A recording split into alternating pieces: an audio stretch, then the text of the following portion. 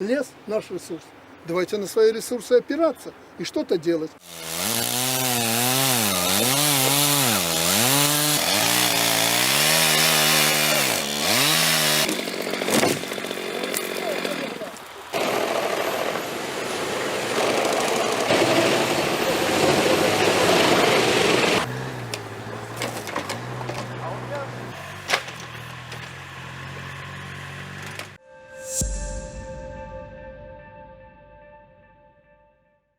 Значение леса для благополучного существования природы и человека сложно переоценить. Бездумная вырубка ведет к катастрофическим последствиям для экологии. Глобальное потепление и другие негативные изменения климата, уменьшение кислорода и ухудшение качества воздуха, исчезновение флоры и фауны и быстро заметное ухудшение качества жизни людей, которое почувствуем на себе уже мы, а даже не наши дети и внуки. Экологи еще с 2017 года бьют тревогу о массовой вырубке белорусских лесов. Именно в этом году вступил в силу новый лесной кодекс, который значительно увеличил возможности для вырубки лесных массивов. О том, что новый кодекс станет угрозой лесным экосистемам, экологи и активисты говорили нелегитимному правительству еще задолго до 2017 года.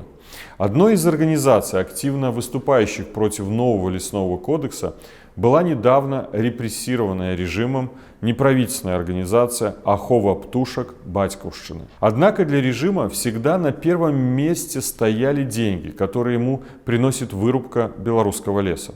Поэтому режим не только не прислушивается к мнению экспертов, но и проводит широкомасштабные репрессии против всех, кто мешает ему набивать карманы. На данный момент проблема массовой вырубки лесов стала очевидна не только экологам, но и обычным белорусам.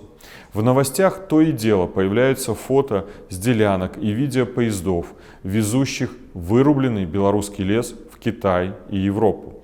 И опасения белорусов полностью обоснованы. Весь масштаб экологической катастрофы, который ведет режим Лукашенко, оценить довольно сложно. Подобная информация в полном объеме есть только у верхушки хунты, в карманах которой оседают деньги белорусов. Но даже по имеющейся в открытых источниках статистике становится очевидно, что масштаб проблемы увеличивается с каждым месяцем. Предприятия, лидеры лесного хозяйства Беларуси бьют рекорды выручки, прибыли и рентабельности. Выручка крупных и средних компаний лесной промышленности достигла 1 миллиарда 250 миллионов белорусских рублей. За первое полугодие текущего года чистая прибыль флагманов лесоводства и лесозаготовок увеличилась в 5,5 раза по сравнению с 2020 годом и составила 181 миллиона белорусских рублей. Важно понимать, что эти деньги пойдут не на что иное, как на продолжение репрессий против белорусского народа и обогащение приближенных и семьи узурпатора.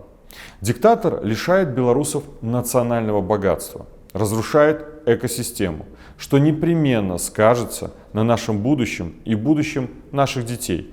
И все это лишь для того, чтобы попытаться за счет этих денег хотя бы ненадолго продлить свое пребывание у власти и еще плотнее набить карманы. Внеплановую древесину нелегитимные власти прикрывают чаще всего ветровалами и санитарной вырубкой из-за короедных очагов. На деле же вырубаются абсолютно здоровые молодые деревья. Увеличение мировой цены на древесину за последний год еще сильнее подстегнуло диктатора к активному уничтожению природы нашей страны. Борисовский лесхоз, вот прямо на сегодняшний день, у них уже расчетная лесосека закончена на 2021 год. То есть они уже сейчас будут рубить расчетную лесосеку 2022 года. Это только, по официальной информации. Возможно, даже и больше.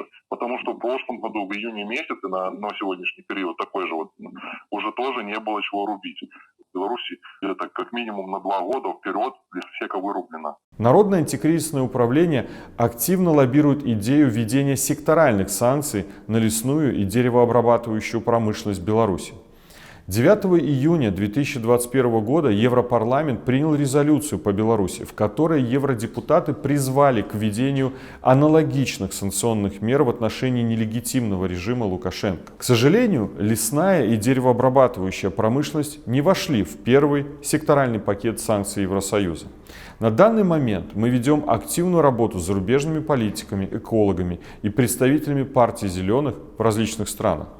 Как, в свою очередь, каждый из белорусов может помочь в борьбе с незаконной вырубкой леса? Первое. Обращаюсь к белорусским диаспорам за рубежом.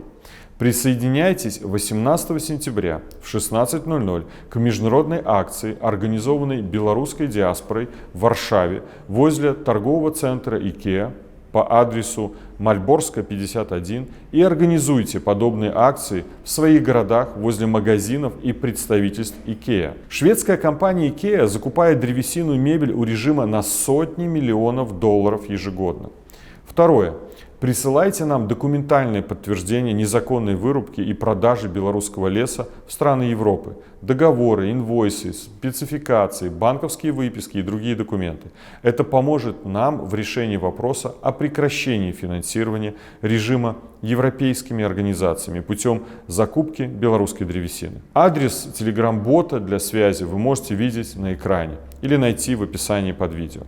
Третье. Фиксируйте на фото и видео случаи незаконной вырубки лесов и передавайте информацию независимым СМИ.